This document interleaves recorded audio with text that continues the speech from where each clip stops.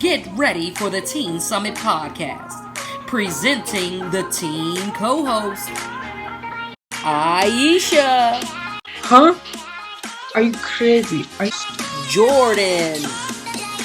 Like, I can smell you across the room with that. Naya. He's a what now? What is he? And presenting your host, Rachel Bernadette. Right? We're in there. All right.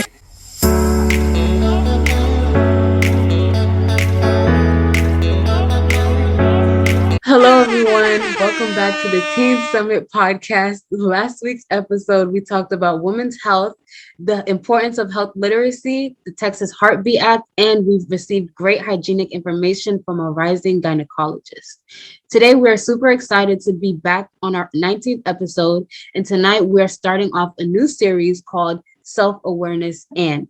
First up is self-awareness and relationships. On today's episode, we'll be covering a variety of topics from trust to domestic violence, all circling back to the importance of self-awareness. Now, before we start, we will be talking about a very important topic of safety in relationships. And if you or someone you may know are in an unsafe relationship, please contact the National Domestic Hotline Number 1-800-799-7233 and text START to 88788. Once again, 1-800-799-7233 or text START to 88788. Now on to the intro reel. The Laffy presents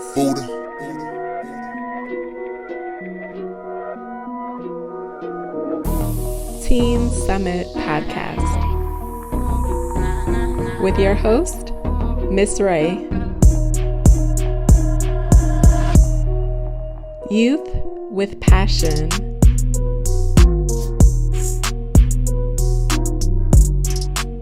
Youth who speak their mind.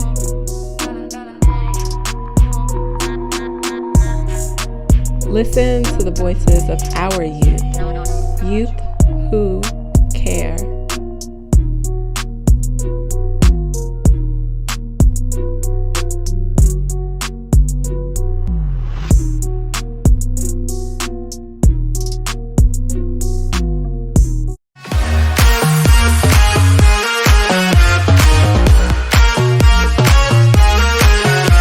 And for those of you who are listening, if you would like to be a host on the Teen Summit podcast, we are looking for additional teen co-hosts. So please join the conversation. We have a few more episodes left in this season, and it's never too late to get your perspective on the table, think critically about different things, laugh, and make some new friends along the way.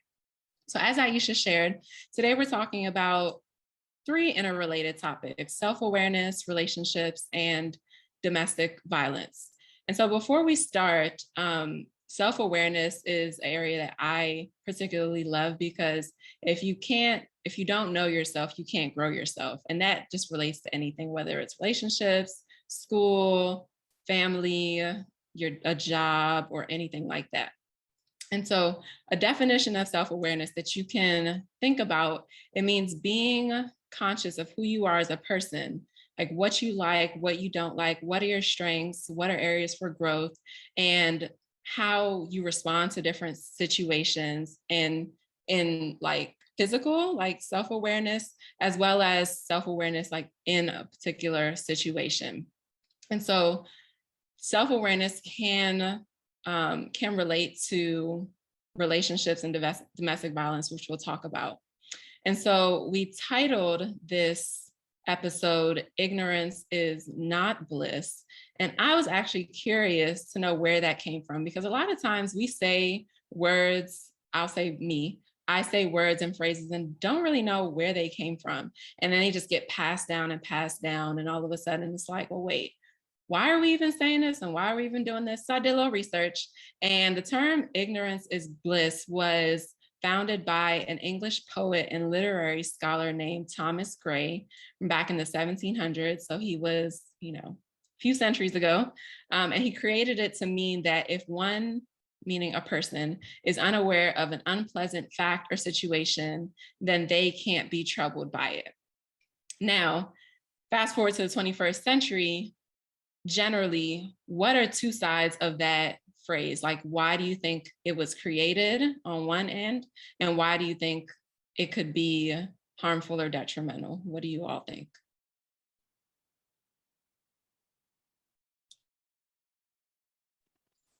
I feel like this can definitely be harmful, especially in the 21st century, because saying that if you aren't aware, if you aren't knowledgeable about a specific topic or a specific fact, means that you don't really have to worry about it or worry how you apply it to life, is very dangerous, because although you may not apply it to your life in a way that is like respectable, at least someone else might take it more seriously than you, and they may even know more about it than you. So you really have to be mindful on how you talk about certain things and how you approach different things, because you don't know who it could affect. So what about on the other hand, how do you think, and why do you even think this could be supportive? And getting into Mr. Gray's mind, why was it created? And what could be a possible scenario or situation that this would be helpful, thinking like this?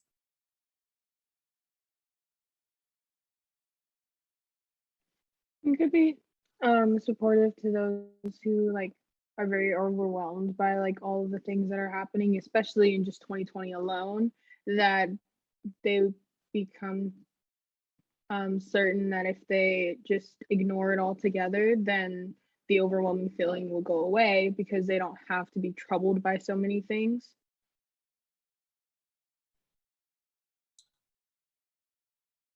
I like that. I like both, Andrew, and I like how you brought it into 2021 now, almost 2022. Like, what in the world? How is it November already? But, bringing it into like how just kind of not knowing something can be a form of maybe self-care, like choosing to not watch the news. Like for me, for example, I am very diligent about not waking up and looking at the news like feed on my iPhone.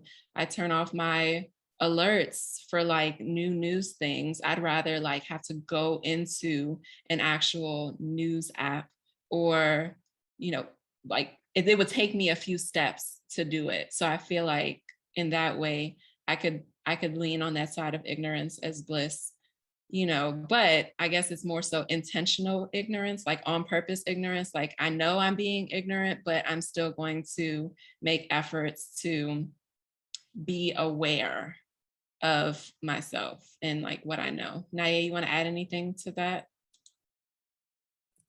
I think y'all covered it all.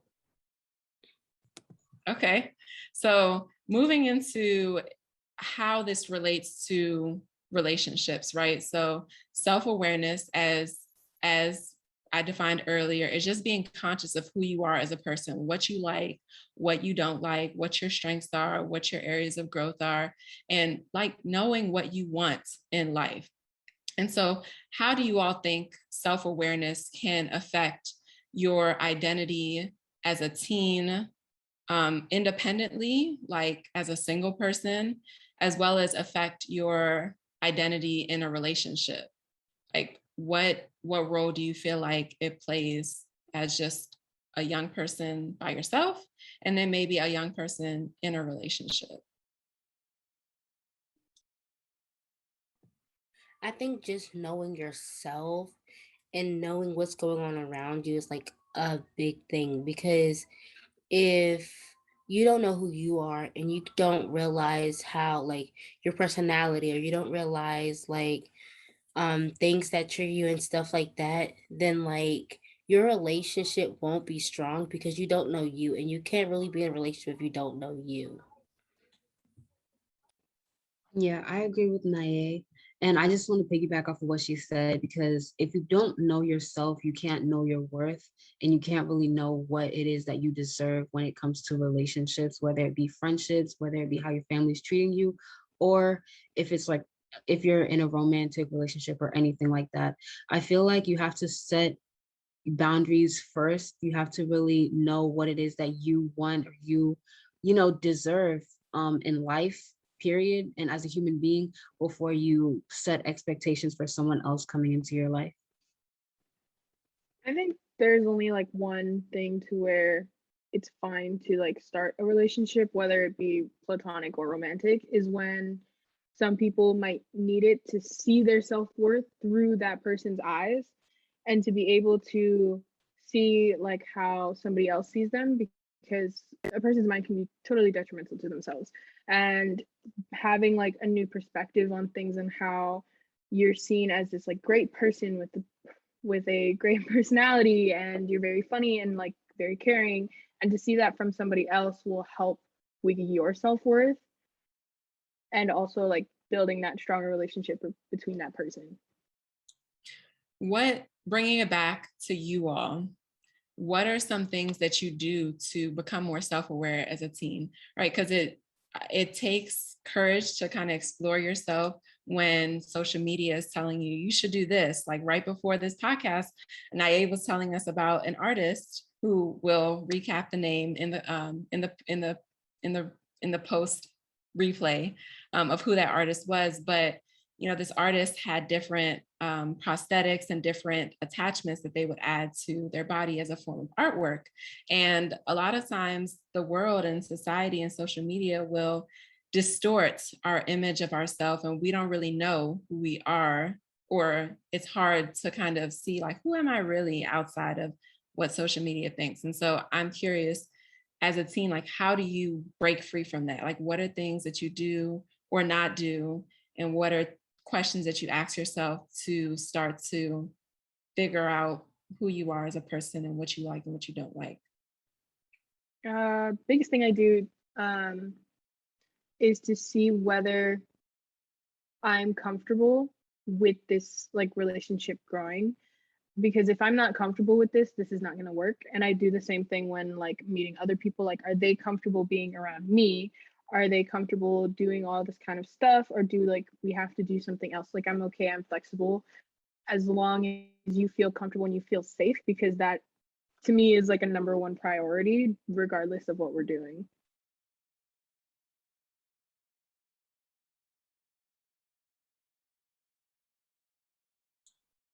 Okay, so being able to feel safe and comfortable.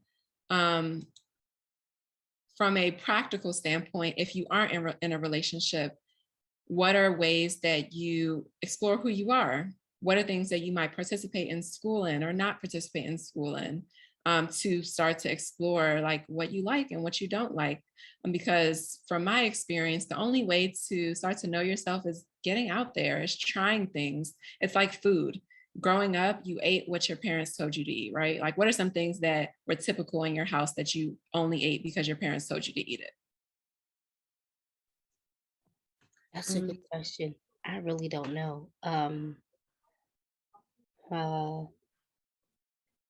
Yeah, I don't know. I don't think I really had that one thing that somebody would force me to eat and I wouldn't eat, because I'm not a picky eater. Or let me rephrase the question, not forcing, but you only ate things because that was what was available for you in your home. I still don't think I had one of those. It didn't have to be one, but like things that you just normally ate. Let's see. I don't know. I gotta think about that one. Okay. Well, I'm a very picky eater, so I eat like what I'm comfortable with, meaning that I kind of eat some of the same things every day. But it would have to be rice, just because, like I live in an African household, rice is like very common. So I eat a lot of it. But to answer your question, this way, I talk to myself a lot, not in like a crazy way, but I really just listen to my conscience and listen to my gut and my intuition and what I feel like is safe and comfortable for me. And I do step out of my comfort zone a lot, especially thanks to COVID. But I really do think about like what it is that will benefit me when I step outside my comfort zone, because I feel like all of that is very important to take into consideration when you're talking about self-awareness and not just doing things to fit in or not do or doing things for like other people that you may have like a relationship with.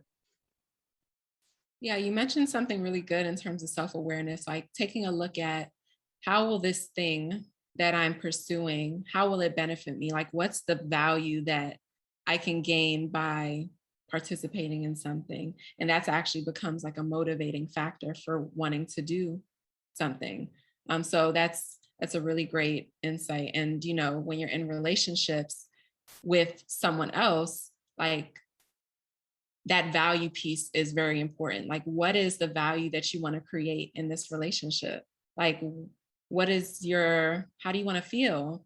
Do you want a relationship that uplifts you, that's encouraging? Like, what does that look like? And so being able to know your own worth and your own value, like you shared, like all of you shared, is a key piece.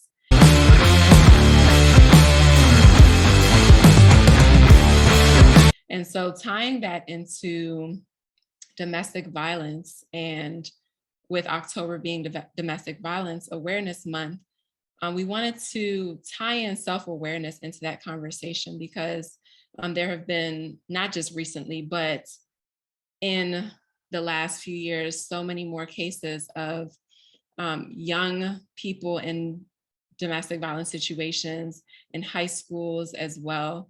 And so my co-host and I, we were just curious about like, what does that look like? Like what role does being aware of who you are as an individual impact how you show up and respond in a unsafe relationship? And so Naye wanted to kind of introduce us to this segment. Okay, like Ms. Ray said, yes, it is domestic domestic violence month. I wanted to bring up like the topic that the case that just came up, the what's her name, Gabby Petito. Yeah, Gabby Petito case. Yeah, she was in a domestic violence relationship. As we all know, they found, I don't know if you guys know, but they found her dead. They found her, before they found her, she was missing for a while. So it started with her and her fiance going on a cross country trip to just going around in a van on like August 12th. The police had stopped them because they noticed like physical fighting. And so when they noticed that there was some physical fighting, they stopped and they asked Petito like what was going on, like was everything okay? And she explained to them what had happened. And then after they had explained what happened, she said that everything was okay, and they went off and they like kept like going like with their trip. And then sorry. They had like went back home and visited. Well, the fiance did, but when they went back home to, I think if they lived in Salt Lake, they Petito wasn't with him, and so since he wasn't with him, they were worried and they didn't know what was going on and why she wasn't with him. And so like just to kind of sum it up, like just what happened, they then found like her remains soon after, like them like the actual investigation of the case. The fiance actually he actually went missing, and he wouldn't talk to the police, he wouldn't answer the phone, he kind of just went MIA. And so because of that, they had to investigate what was going on by themselves. And when they found her, they really didn't know what happened, but they assumed that the fiance probably killed her. And actually recently on the news, they found out that they found his remains. And now that he has died, well, now that he's dead, they've been researching more, and I think now they have found out that he did kill her, but I think they're still like researching. But I think the point of like this case is that because I feel like it could have been, well, let me ask this. Do you guys think that this could have been prevented if the police had actually um looked into what was actually happening and kind of, let me think, went into more depth of asking her questions instead of like asking questions and then just letting her free?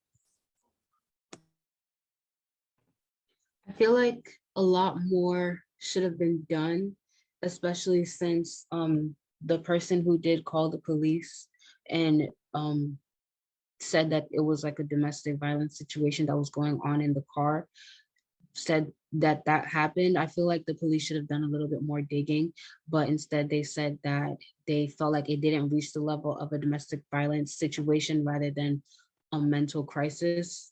I feel like that definitely played a major part in what it led up to, because the police could have done a lot more, in my opinion. But yeah. I think it's hard to tell whether something could have happened because you see so many domestic violence cases where they have done it, but the perp is like able to convince the cops that nothing is wrong, and most of the time the cops will believe them.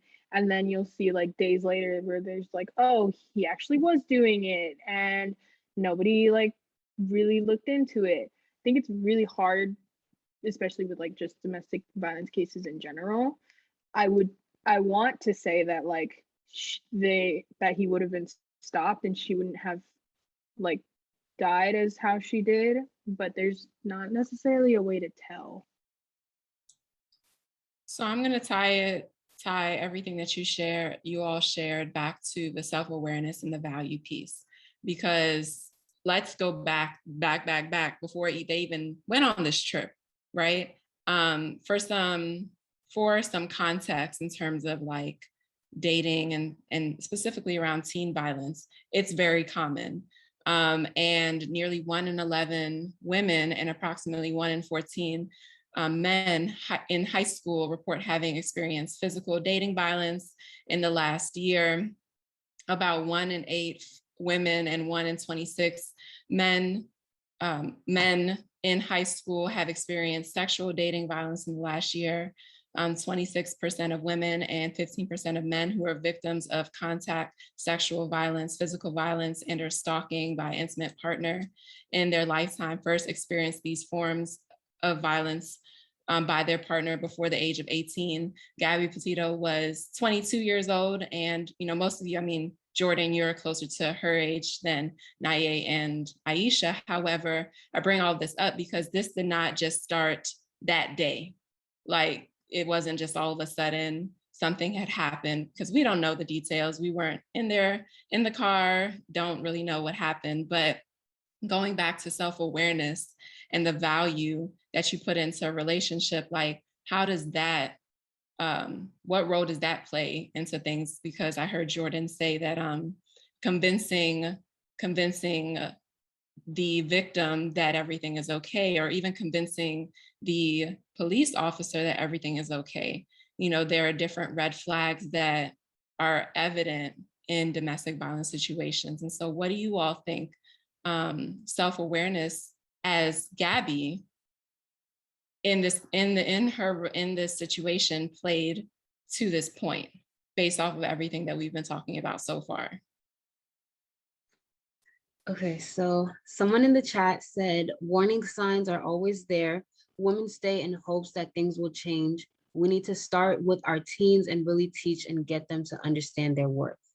And I 100% agree with that comment, because I feel like red signs are always there for like most situations before physical violence comes into play. Most of the times, a lot of people tend to go for like emotional abuse before they go into physical abuse.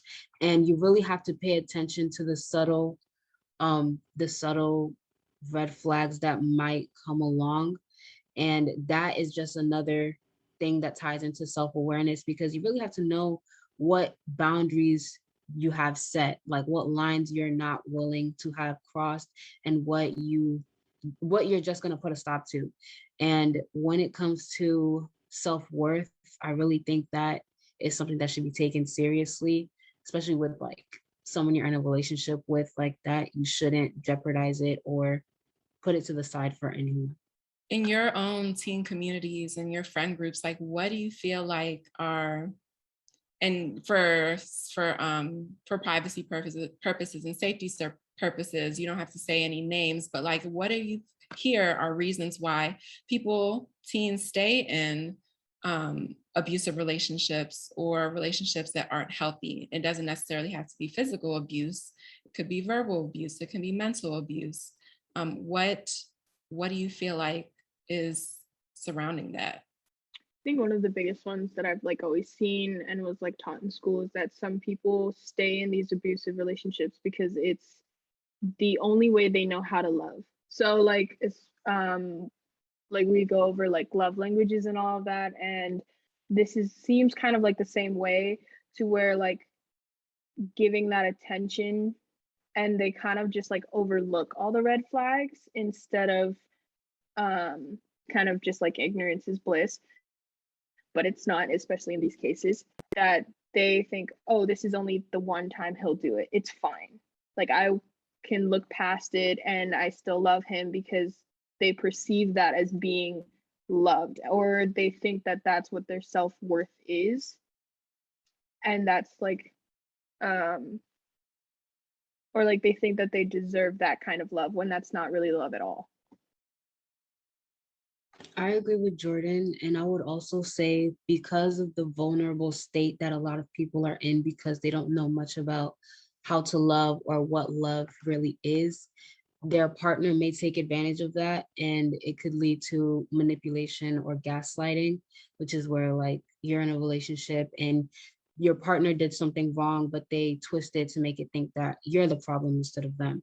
And that can definitely come into play, because if they play mind tricks like that on you and it works, you can stay, and it can just be worse. And yeah, I think that is just an awful thing to experience. And we have another comment in the chat that says friends should also be conscious of saying something. If they see a friend being hurt, a kind and strong word goes a long way. That is definitely true, because I'm the friend that will give my clean and honest opinion regardless, because I honestly feel like I have to give my opinion, and I'm not hurting anyone's feelings, but I'm just telling you exactly how I feel. And a lot of people don't tell the truth or share their opinions because they're scared of the aftermath of it. And I don't really think that should be taken into consideration, because if you know what your intentions are when you're telling your truth, that should be the only thing that really matters. How do you deal with friends who don't say anything to you, right? Like who just, you see things, you say things, and then you, nothing changes. Because I know, especially in high school, everything is a small world. Everybody's always talking about something, and it's not really many places you can go and, to hide whatever's happening, or, just not talk about it, because gossip is so big and all of that type of thing. So what do you do? And what would you say to a teen who's listening who maybe has a friend in a unsafe situation, and they're not hearing you, or you don't know what else to do? So before I answer, I just want to share another comment in the chat, and it says the stigma of needing to be with someone because it looks bad if you don't have a mate or you don't have a partner is 100% true, because I can tell you right now that almost half of my class are in relationships. Not me, y'all be easy though. But it's just like, you guys don't really need to be in a relationship. Like, a lot of people are in relationships to keep themselves busy. And I feel like that isn't healthy, because most of the times people aren't really prepared or mentally trained, not trained, but mentally like ready to be in a relationship yet. And that's where most of the hurting or most of the manipulation may come into play. And you can't really hold back when it comes to situations like this. Like, you can't hold back when it comes to sharing what you think your friends are dealing with. And when, if they think that it may be healthy but you think that it's not healthy, you can't hold back from that, because you're potentially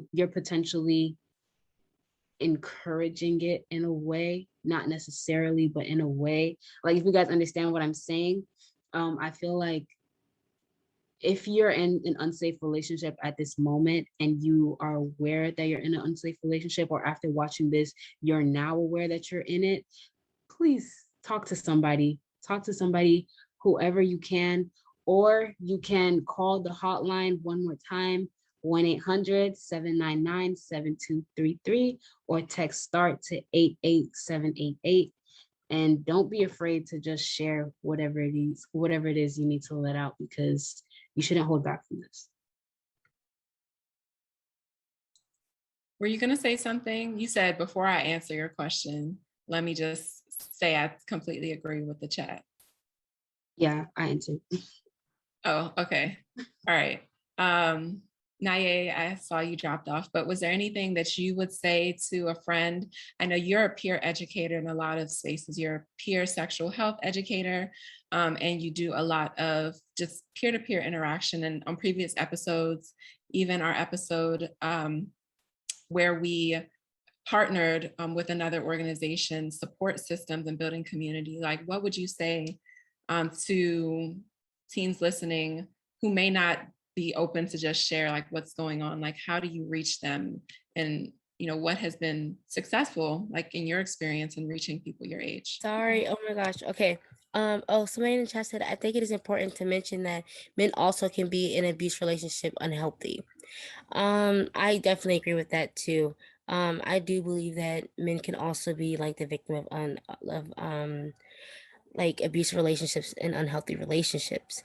But something I would tell a teenager would probably be, if there is anyone at all that they feel comfortable like talking to, even if it's their cat or their dog. I'm just saying, like, that way they get that feeling of like, okay, I'm telling it to someone. Like, express that somehow, some way, so you can get it off your chest. Because if you can't find at least one safe person, I don't feel like there's a way that they would even go to a domestic violence place or anything like that, because they'll feel like they're being judged. So I think at least finding somebody who is very like that you trust, and like, even if it's like one of your friends, or um I don't know, someone at school, a uh counselor, anyone, just like tell them. And even if it's not the whole story, even if it's like, oh, I think that um the person I'm talking to, or even if it's just one of your friends that you think that are being very abusive, or holding you to a certain standard, just saying like, oh, I feel uncomfortable in this relationship. You don't even have to say the whole thing, but just trying to find that one person who you can tell, so that you don't feel like you're the only one who's like, you're holding it to yourself, and that there's no one to talk to. Because I'm telling you, there is somebody you can talk to, because no one is alone in any situation. Even if you feel alone, there's other people out there who you can talk to. Just, you have to like really think of your people who you're around. Beautifully said. Jordan, do you want to add anything before we wrap up? Oh, Aisha, I saw you on mute. Yeah, I just wanted to clarify something that I previously said. I stated that if you have a friend who doesn't really say anything regarding red flags that they may see in your relationship, could be slightly encouraging the situation. I just want to clarify that I don't mean that they're encouraging it directly, but they do fall in line under ignorance is bliss, meaning that, oh, they feel as though it's not their business, so they shouldn't, say anything about it. And that is a major problem. So I just wanted to clarify that. I think my last words would be to be self-aware, like this episode about red flags or maybe even like the tiniest sign that something's wrong, especially for those that like trust your gut feeling because your gut is definitely telling you that something's off or something's not right. And if you feel like you can't go for like can't personally or physically go get help, then you can definitely call somebody or you can like text another person, even if it's like to remain anonymous, like just reach out and use the resources that we have because I'm sure that somebody is willing to help you out of the situation that you're in. I would like to also say one more thing. And also even especially if you like don't know if you're in a domestic like violence or just violence period or abusive relationship, I think asking is is a good thing too. Like if you feel like even if you don't feel it, but you just want to clarify, I think asking someone like, "Oh, do you think there's anything wrong with this person doing this?" Or recently like or yesterday somebody did the person did this to me or said something like said this to me. I think asking questions about that encounter or that one thing that felt off to you is also good because then that's you being self-aware and understanding that there might be something wrong. Yeah. And self-awareness requires courage. It requires a lot of just trust in yourself and trust in others. And so one other thing that I'll like add to this that I think Aisha said, or I'm not sure if it was Aisha or Jordan around environment. And I mentioned this earlier about how do you become self-aware? Becoming self-aware by changing your environment. What are the places and groups that you're a part of? Are you a part of a sport? Are you a part of a team? Are you a part of a organization? Those things help you become self-aware to know who you are, what you like, what you don't like, what is your worth and your value, so that when you enter into a relationship with someone else, you have an identity outside of like that person and, you know, not getting lost and like not sure of like, well, is this domestic violence? And being certain like, well, is domestic violence situation because I know my worth and I know my strengths, I know my value that I add because I've seen it in all of these other different spaces. So teens, you know, in high school, there's so many things for you to get involved in, so many spaces for you to learn about yourself, so that when you do have a partner, you're able to see the difference between yourself as an individual and yourself as a unit, and seeing that red flags in terms of harmful situations earlier rather than later. And so I'll just officially list off some other red flags that we didn't necessarily talk about on this episode, but I think are helpful to know. Excessive jealousy and insecurity, invasions of your privacy, unexpected bouts of anger or rage, unusual moodiness, pressuring a partner into unwanted sexual activity, blaming you for problems in the relationship and not taking any responsibility, being controlling, and others. So if any of these sound like just kind of like Naye, if you're curious, right? Being curious, Naye, thank you for saying that, is a part of being self-aware. Asking yourself and asking others these types of questions is very important. So I thank you all for just sharing your experiences and what you've been hearing in your own peer communities. And then those of you who are listening, thank you for tuning in to this very important conversation that was not only just sparked by the Gabby Petito case, but just teens and people in general, and knowing that you're worthy, you're valuable, and that you matter. So our next episode will be November 11th. Thank you so much for tuning in. And we're going to share this hotline one more time, just in case you missed it. The number for the National Domestic Hotline is 1-800-799-7233. If you don't want to talk, you can text. You can text START to 88788, and a caring professional, a caring friend will be able to support you in whatever way you need. So you can catch the replay on iTunes, Spotify, Apple Music, all of that good stuff. And until next time, we hope you create an amazing night. Have a good one. Bye. Bye, everyone.